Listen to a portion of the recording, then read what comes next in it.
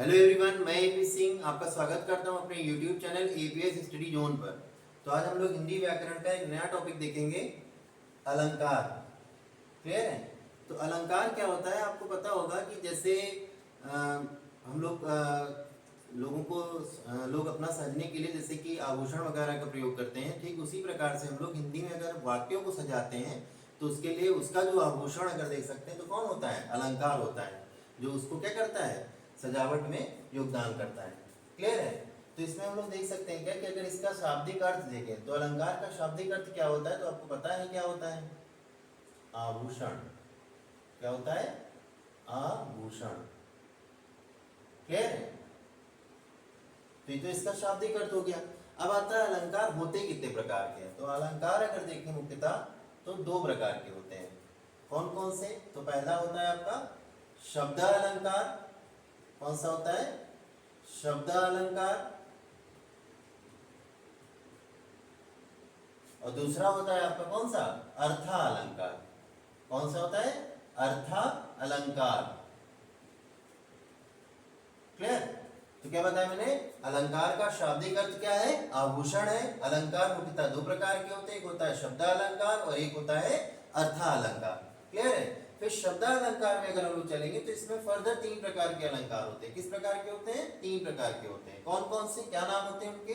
तो पहला जो इसमें अलंकार हम लोग देखते हैं उसका नाम है यमक अलंकार। क्या नाम है? यमक अलंकार। क्लियर है? दूसरा जो है आपका उसका नाम है श्लेष अलंकार। क्या नाम है? श्लेष अलंकार। क्लियर है?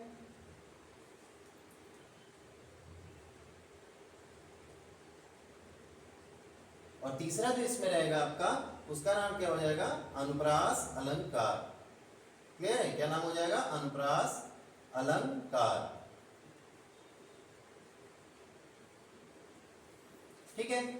फिर आता है अर्थालंकार। अर्थालंकार में हम लोग देखते हैं ये भी कई प्रकार का होता है। तो कौन कौन से प्रकार का होता है देख लेते हैं। पहला जैसे इसमें देखते हैं हम लोग तो उसका नाम रखते हैं क्या? उपमा अलंकार। क्या नाम होता है? तो उपमा अलंकार। ठीक। दूसरा देख ले तो क्या हो जाएगा आपका? रूपक अलंकार। कौन सा हो जाएगा? रूपक अलंकार। फिर देखिए इसमें कौन सा अलंकार हो जाएगा? तो कौन सा हो जाएगा? उत्प्रेक्षा अलंकार। उत्प्रेक्षा अलंकार। फिर देखें तो कौन सा अलंकार हो जाएगा यहां पर? तो अतिशयोक्ति अलंकार। कौन सा हो जाएगा? अतिशयोक्ति अलंकार।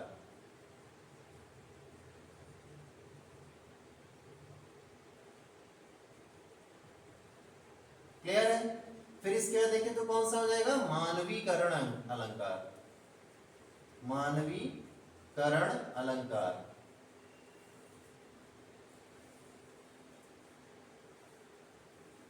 क्लियर है? तो अलंकार में हम लोग ने क्या देखा कि अलंकार का जो शाब्दिक अर्थ मैंने बताया आपको, क्या बताया? आभूषण होता है। अलंकार मुख्यतः दो प्रकार के होते हैं, शब्द अलंकार, अर्थ अलंकार। शब्द अलंकार तीन प्रकार के मुख्यतः होते हैं, यमक अलंकार, श्लेष अलंकार और अनुप्रास अलंकार। अर्थ अलंकार में उपमा अलंकार, रूपक अलंकार, उत्प्रेक्षा अलंकार, अतिशयोक्ति अलंकार और मानवीकरण अलंकार। अब बात आती है कि इन अलंकारों को हम लोग समझ कैसे सकते हैं? तो देख सकते हैं जैसे यमक अलंकार जो होता है इसमें क्या होता है? एक शब्द जो होता है वो बार बार आता है, लेकिन उस शब्द का जो अर्थ होता है वो क्या हो जाता है? अलग हो जाता है। फॉर एग्जाम्पल अगर हम लोग इसको देख सकते हैं तो कनक कनक ते सौ गुनी माँ दगता अधिकाए, या खाए बौराए जग वा पाए बौराए। क्लियर है? क्या कहेंगे? कनक कनक ते सौ गुनी माँ दगता अधिकाए, या खाए बौराए जग वा पाए बौराए। क्लियर है? इसमें एक कनक का जो अर्थ होता है वो सोना से होता है और दूसरे कनक का जो अर्थ होता है वो धतूरा से होता है। क्लियर है? तो आपको पता है कि जिस प्रकार सोना अगर व्यक्ति को अधिक मिल जाए, आवश्यकता से अधिक मिल जाए तो क्या हो जाता है? उसके वो मानसिक संतुलन को बिगाड़ सकता है। क्लियर है? उसी प्रकार से धतूरा अगर व्यक्ति सेवन कर ले, उसको खा ले, ठीक है, तो उससे भी क्या हो जाता है? उसका मानसिक संतुलन जो होता है वो क्या हो जाता है? बिगड़ जाता है। क्लियर है? तो ये हो जाएगा। यानी यहाँ पे दो कनक आए, उसमें दोनों के अर्थ क्या थे? भिन्न भिन्न थे।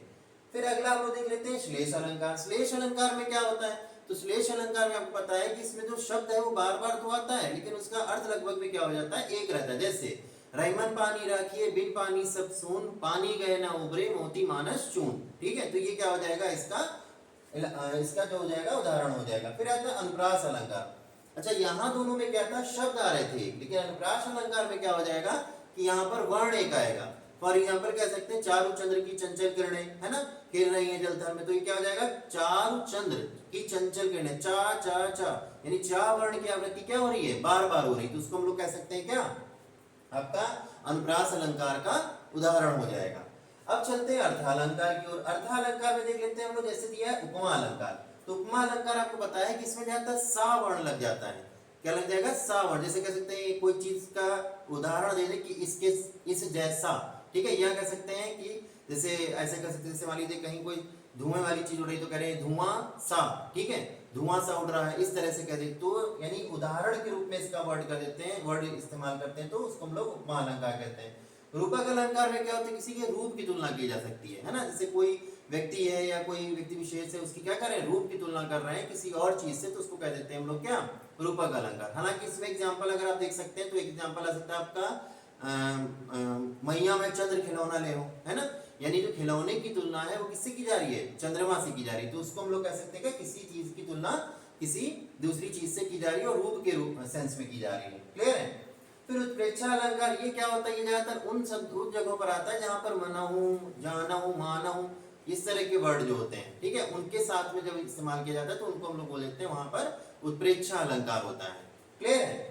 फिर आता है अतिशयोक्ति अलंकार। नाम से ही स्पष्ट है, अतिशयोक्ति अलंकार का मतलब होता है किसी चीज को बढ़ा चढ़ा करके उसका वर्णन करना। जैसे कहा जा रहा है कि युद्ध के मैदान में खून की नदियां बह गई, ठीक, तो खून की नदियां तो बह नहीं रही, तो उसको हम लोग क्या कह सकते हैं कि वो एक बढ़ा चढ़ा के क्या किया गया, उसका वर्णन किया गया है, क्या कि खून की नदियां बह गई, युद्ध के मैदान में कह रहा है। क्लियर, तो क्या कह देंगे कि वो आपका अतिशयोक्ति अलंकार का उदाहरण हो जाएगा, ठीक है, क्योंकि बढ़ा चढ़ा के क्या किया गया, उसका वर्णन किया गया। फिर आता है मानवीकरण अलंकार। मानवीकरण अलंकार का मतलब क्या होता है, किसी निर्जीव चीज को सजीव के साथ तुलना की जा रही है, सजीव के जैसा उसको समझ करके उसके बारे में बताया जा रहा है। जैसे कह सकते हैं अनुभव एक अच्छा अध्यापक होता है। क्लियर है। तो अनुभव जो है वो तो क्या है, कोई चीज है ही नहीं, वो तो निर्जीव चीज में आ रहा है ना, एक फीलिंग है, भावना है, ठीक है, तो आप उसको क्या कह रहे हैं, अध्यापक बता रहे हैं, यानी किसी निर्जीव चीज को या किसी भाव को आप सजीव से उसकी तुलना कर रहे हैं, सजीव के रूप में उसको रख रहे हैं, तो उसको हम लोग कह देते हैं क्या, मानवीकरण अलंकार। क्लियर है, समझ में आया होगा आपके, ठीक है। तो एक बार हम लोग देख सकते हैं क्या कि हमने आपको यहाँ क्या बताया, अलंकार बताया। अलंकार क्या होता है, जो जिसको हम लोग आभूषण कह सकते हैं, इसका जो शाब्दिक अर्थ होता है, ठीक है, जो कि जो वाक्य होते हैं उनको क्या करता है, सजाने का कार्य करता है। दो प्रकार के होते हैं अलंकार, शब्दालंकार और अर्थालंकार, ठीक है। शब्दालंकार में आपका आता है कौन सा, यमक अलंकार, श्लेष अलंकार और अनुप्रास अलंकार। यमक अलंकार मैंने बताया क्या होता है, जब एक शब्द बार बार आ जाता है, ठीक है, लेकिन उसका अर्थ क्या होता हो, अलग होता हो। श्लेष अलंकार में एक शब्द बार बार आए लेकिन उसका अर्थ एक जैसा होता हो। अनुप्रास अलंकार में क्या होता है, एक वर्ण बार बार आ जाता है। क्लियर है। उपमा, फिर अर्थालंकार में चलते हैं, इसमें उपमा अलंकार, इसमें क्या रहता है, किसी चीज की तुलना के जैसे सास कह देते हैं कि इसके जैसा या धुआं सा, है ना, इस तरह से कह रहे हैं। रूपक अलंकार, रूप की तुलना की जा सकती है, ठीक है। उत्प्रेक्षा अलंकार, मनहु, जनहु, मानहु, जानहु, इस तरह के जो वर्ड आ जाते हैं वहां पर होता है क्या, आपका उत्प्रेक्षा अलंकार। अतिशयोक्ति अलंकार, बढ़ा चढ़ा के वर्णन करना होता है। क्लियर है, तो उसमें अतिशयोक्ति अलंकार होता है आपका। मानवीकरण अलंकार में क्या होता है, किसी निर्जीव चीज या किसी भाव को हम लोग सजीव से तुलना कर देते हैं या उसका मानवीकरण कर देते हैं, तो उसको हम लोग बोल देते हैं क्या, आपका मानवीकरण अलंकार। क्लियर है। आई होप कि वीडियो आपको अच्छा लगा होगा। अगर वीडियो आपको अच्छा लगा है तो वीडियो को लाइक कीजिएगा, शेयर कीजिएगा और चैनल को जरूर सब्सक्राइब कर लीजिएगा। Thank you.